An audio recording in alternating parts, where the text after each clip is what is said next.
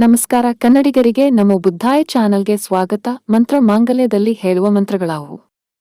ಈ ಬಗೆಯ ಮದುವೆ ಸಮಾಜಕ್ಕೆ ತುಂಬಾನೇ ಒಳ್ಳೆಯದು. ಮುಂಗಾರು ಮಳೆ ಹುಡುಗಿ ಪೂಜಾ ಗಾಂಧಿ ಮದುವೆಯ ಬಳಿಕ ಮಂತ್ರ ಮಾಂಗಲ್ಯ ತುಂಬಾನೇ ಸದ್ದು ಮಾಡುತ್ತಿದೆ.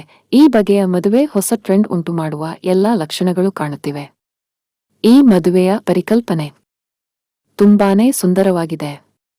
ಇದನ್ನು ಮಾಡಿದವರು ರಾಷ್ಟ್ರಕವಿ ಕುವೆಂಪು. ಈ ಮದುವೆ ಮೂಲಕ ವಿಶ್ವ ಮಾನವನಾಗು ಎಂಬ ಸಂದೇಶ ನೀಡಿದ್ದಾರೆ. ಓ ನನ್ನ ಚೇತನ ಆಗು ನೀ ಅನಿಕೇತನ ಎಂದು ಕುವೆಂಪುರವರು ಹೇಳಿದ್ದಾರೆ. ಅಲ್ಲದೆ ಮಂತ್ರ ಮಾಂಗಲ್ಯ ಎಂಬ ಪರಿಕಲ್ಪನೆ ತರುವುದರ ಮೂಲಕ ವಿಶ್ವಮಾನವನಾಗುವತ್ತ ಹೆಜ್ಜೆ ಹಾಕಬಹುದು ಎಂಬುದನ್ನು ತಿಳಿಸಿದ್ದಾರೆ. ಮಂತ್ರ ಮಾಂಗಲ್ಯ ಎಂದರೆ ಸರಳ ವಿವಾಹ, ಆದರೆ ಈ ವಿವಾಹವನ್ನು ಮಾಡುವವರು ಕೆಲವೊಂದು ನಿಯಮಗಳನ್ನು ಪಾಲಿಸಬೇಕು.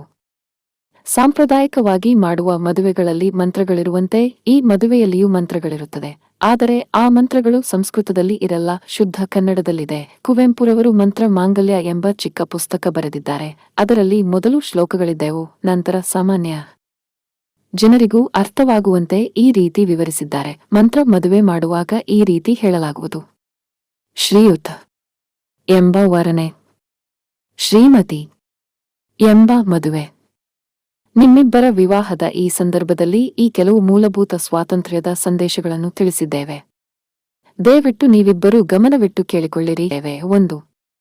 ಈ ದಿನ ಇಲ್ಲಿ ಈ ರೀತಿ ಮದುವೆಯಾಗುವುದರ ಮೂಲಕ ನೀವು ನಿಮ್ಮ ಎಲ್ಲಾ ಮಾನಸಿಕ ಮತ್ತು ಆಧ್ಯಾತ್ಮಿಕ ಸಂಕೋಲೆ ಮತ್ತು ದಾಸ್ಯಗಳಿಂದ ವಿಮುಕ್ತರಾಗಿ ಸ್ವತಂತ್ರರಾಗುತ್ತಿದ್ದೀರಿ. 2.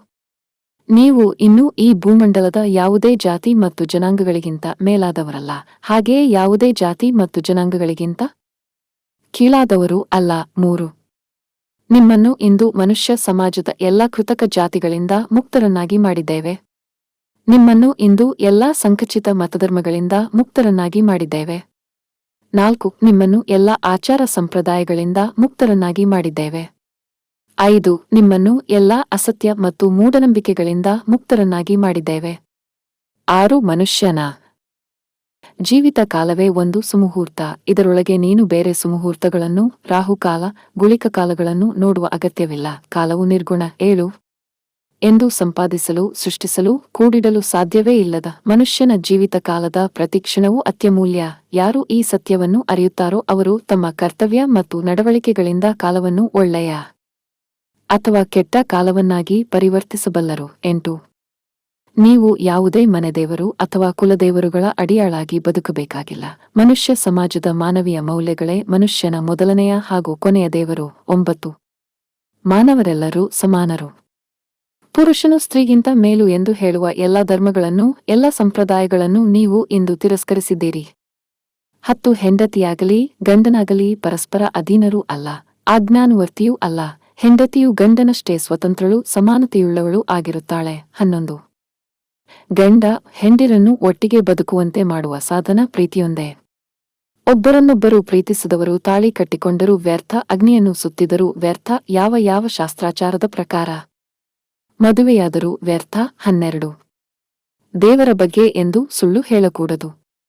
ನಿಮ್ಮ ಅನುಭವ ನಿಮಗೆ ದೇವರು ಇಲ್ಲವೆಂದು ತಿಳಿಸಿದರೆ ದೇವರು ಇಲ್ಲವೆಂದು ಹೇಳಿ. 13. ನಿಮ್ಮ ಅನುಭವ ನಿಮಗೆ ದೇವರು ಇದ್ದಾನೆಂದು ತಿಳಿಸಿದರೆ ದೇವರು ಇದ್ದಾನೆಂದು ಹೇಳಿ. 14. ನಿಮ್ಮ ಅನುಭವ ದೇವರು ಇದ್ದಾನೆಯೋ ಇಲ್ಲವೋ ತಿಳಿಯದೆಂದು ತಿಳಿಸಿದರೆ ದೇವರು ಇದ್ದಾನೆಯೋ ಇಲ್ಲವೋ ತಿಳಿಯದೆಂದು ಹೇಳಿ. 15. ನಮ್ಮ ಅನುಭವವನ್ನು ಸುಳ್ಳು ಹೇಳದೆ ಒಪ್ಪಿಕೊಳ್ಳುವುದು, ನಿರ್ಭೀತಿಯಿಂದ ವಾಸ್ತವ ಸ್ಥಿತಿಯನ್ನು ನೋಡುವುದು ಸತ್ಯಾನ್ವೇಷಣೆಯ ಮೊದಲನೆಯ ಹಂತ, ಜ್ಞಾನ ಯೋಗದ ಮೊದಲ ಪಾಠ. 16. ಪರವಂಚನೆ ಮತ್ತು ಆತ್ಮವಂಚನೆ ಮಾಡಿಕೊಳ್ಳುವವನಿಗೆ ತಮಸ್ಸಿನಿಂದಲೂ ಅಜ್ಞಾನದಿಂದಲೂ ವಿಮುಕ್ತಿಯೇ ಇಲ್ಲ. 17. ದೇವರ ಹೆಸರಿನಲ್ಲಿ ಸುಳ್ಳು ಹೇಳುವ ಮಠಾಧಿಪತಿಗಳನ್ನು, ಆಚಾರ್ಯರನ್ನು, ಜಗದ್ಗುರುಗಳನ್ನು ತಿರಸ್ಕರಿಸಿರಿ. 18. ದೇವರ ಹೆಸರಿನಲ್ಲಿ ಧನಾರ್ಜನೆ ಮಾಡುವ ತೀರ್ಥಕ್ಷೇತ್ರಗಳನ್ನು, ದೇವಸ್ಥಾನಗಳನ್ನು ತಿರಸ್ಕರಿಸಿರಿ. ದೇವರ ಹೆಸರಿನಲ್ಲಿ ದರೋಡೆ ಮಾಡುವ ಯಾತ್ರಾಸ್ಥಳಗಳನ್ನು ತಿರಸ್ಕರಿಸಿರಿ. ವರದಕ್ಷಿಣೆ ಅಥವಾ ವಧುದಕ್ಷಿಣೆಯಂಥ ಯಾವುದೇ ವ್ಯವಹಾರಗಳಿಗೆ ಒಳಗಾಗದೆ ನೀವು ನಿಮ್ಮ ಸ್ವಂತ ಪ್ರಯತ್ನದಿಂದ ನಿಮ್ಮ ತಂದೆ ತಾಯಿಗಳಿಗೆ ಯಾವ ರೀತಿಯಲ್ಲೂ ಆರ್ಥಿಕ ಹೊರೆಯಾಗದಂತೆ ವಿವಾಹ ಮಾಡಿಕೊಳ್ಳುತ್ತಿದ್ದೀರಿ. ಎಲ್ಲ ಮತಧರ್ಮ, ಕಂದಾಚಾರ, ಅಜ್ಞಾನಗಳಿಂದ ವಿಮುಕ್ತರಾಗಿರುವ ವಧುವರರೇ, ಮಾನವ ಕೋಟಿಯನ್ನು ನಿಮ್ಮಂತೆಯೇ ವಿಮುಕ್ತರನ್ನಾಗಿ ಮಾಡುವ ಪವಿತ್ರ ಕರ್ತವ್ಯವನ್ನು ನೀವು ಮಾಡಿದಿರಿ.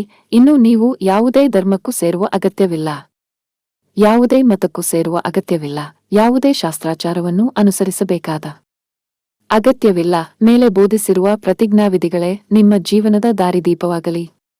ಮೌಢ್ಯ, ಅಜ್ಞಾನ, ಅಂಧಕಾರಗಳ ವಿರುದ್ಧ ಭಾರತೀಯರಾದ ನಾವೆಲ್ಲ ಹೂಡಿರುವ ಈ ಮಹಾ ಹೋರಾಟದಲ್ಲಿ ನೀವು ಭಾಗಿಗಳಾಗಬೇಕೆಂದು ನಾವು ವಿನಂತಿಸಿಕೊಳ್ಳುತ್ತೇವೆ. ನೀವು ಇಲ್ಲಿ ಈ ದಿನದಿಂದ ದಂಪತಿಗಳೆಂದು ನಾವು ಘೋಷಿಸುತ್ತೇವೆ. ವರನ ಸಹಿ, ವಧುವಿನ ಸಹಿ. ಸಾಕ್ಷಿಗಳು: ವರನ ತಂದೆ, ತಾಯಿ ಸಹಿ, ವಧುವಿನ ತಂದೆ, ತಾಯಿ ಸಹಿ, ಬಂಧು ಬಳಗ, ಸ್ನೇಹಿತರ ಸಹಿ. ಮಾಂಗಲ್ಯ ಮದುವೆ ಮಾಡುವವರು ಈ ನಿಯಮಗಳನ್ನು ಆಚರಿಸಲೇಬೇಕು. ಮದುವೆ ತುಂಬಾ ಸರಳವಾಗಿ ಮಾಡಬೇಕು. ಯಾವುದೇ ರೀತಿಯ ವರದಕ್ಷಿಣೆ ಪಡೆಯಬಾರದು.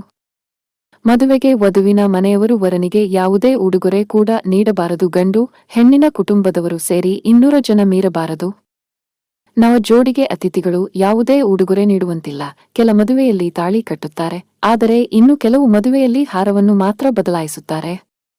ಮಾಂಗಲ್ಯ ಕಟ್ಟಲು ರಾಹುಕಾಲ, ಗುಳಿಗಕಾಲ ಅಂತ ನೋಡುವುದಿಲ್ಲ ವೇದಿಕೆ ಮೇಲೆ. ವಧೂವರ, ಅವರ ಪೋಷಕರು ಹಾಗೂ ಮಂತ್ರ ಬೋಧಿಸುವವರನ್ನು ಬಿಟ್ಟು ಮತ್ತಾರು ಇರಬಾರದು. ಮಾಂಗಲ್ಯ ಪ್ರತಿಜ್ಞಾ ವಿಧಿಯನ್ನು ವಧುವರರು ಓದಿ ನಂತರ ಸಹಿ ಹಾಕಬೇಕು. ನಂತರ ಸಬ್ ರಿಜಿಸ್ಟ್ರಾರ್ ಆಫೀಸ್ನಲ್ಲಿ ನೋಂದಾಯಿಸಬೇಕು. ಮೊದಲ ಮಂತ್ರ ಮಾಂಗಲ್ಯ ಮದುವೆ. ಕುವೆಂಪುರವರು ಮೊದಲ ಮಂತ್ರ ಮಾಂಗಲ್ಯ ಮದುವೆಯನ್ನು ತಮ್ಮ ಮಗ ತೇಜಸ್ವಿನಿಯವರಿಗೆ ಮಾಡಿದರು.